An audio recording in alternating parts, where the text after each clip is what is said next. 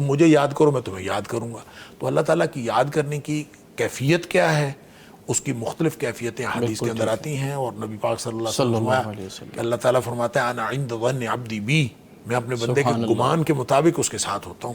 اچھا، گمان کے مطابق کا کیا مطلب ہے؟ جو یہ سمجھتا ہے کہ میرا اللہ میرے ساتھ ہے، اللہ اس کے ساتھ ہوتا ہے۔ جو یہ سمجھتا ہے کہ میرا اللہ میری بات سن رہا ہے، اللہ اس کی بات سن رہا ہوتا ہے۔ اچھا، جو یہ سمجھتا ہے کہ اللہ میری بات نہیں سنتا، بہت سارے لوگ ہیں وہ کہتے ہیں ہماری سنتا نہیں ہے، وہ کسی اور کی سنتا ہے، حالانکہ اس نے اعلان کیا ہوا ہے اجیب دعوت الداعی اذا دعان۔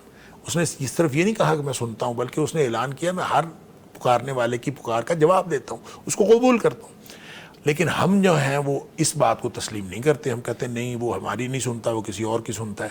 جو اگر یہ سمجھتا ہے کہ اللہ میری نہیں سنتا تو اللہ تعالیٰ اس کی واقعی نہیں سنتا، کیونکہ اس کا گمان اللہ کے متعلق، اس کا گمان اللہ کے بارے میں یہ ہے کہ نہیں سنتا، تو اللہ تعالیٰ ایسے ناقدری کی پھر نہیں سنتا۔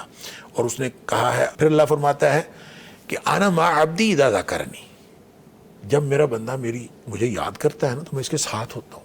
اللہ وَتَحَرَّكَتْ بِشَفَتَا، ایک حدیث کے اندر آتا ہے جب اس کے ہونٹ ہل رہے ہوتے ہیں نا، یہ میرے تذکرے کے ساتھ، میرے ذکر کے ساتھ یہ ہونٹ ہلا رہا ہوتا ہے، اس وقت میں اس کے ساتھ ہوتا ہوں۔ اللہ۔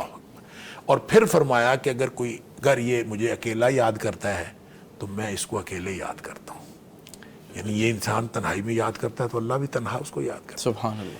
اگر یہ مجلس میں میرا تذکرہ کرتا ہے تو اللہ فرماتا ہے کہ میں اس سے بہتر مجلس، یعنی فرشتوں کی مجلس میں اس کا ذکر کرتا ہوں۔ سبحان اللہ۔ لہٰذا یوں پھر جو اللہ تعالیٰ کا اپنی مخلوق کے ساتھ، جو مخلوق کی بندگی کی وجہ سے، مخلوق کے ذکر کی وجہ سے جو مخلوق اللہ کو یاد رکھتی ہے، تو اللہ تعالیٰ کا اس کے ساتھ اس طرح کا تعلق قائم ہوتا ہے، پھر اللہ تعالیٰ اس کا تذکرہ جو ہے وہ عرش کے اوپر فرشتوں کے ساتھ کرتے رہتے ہیں۔ سبحان اللہ، سبحان اللہ۔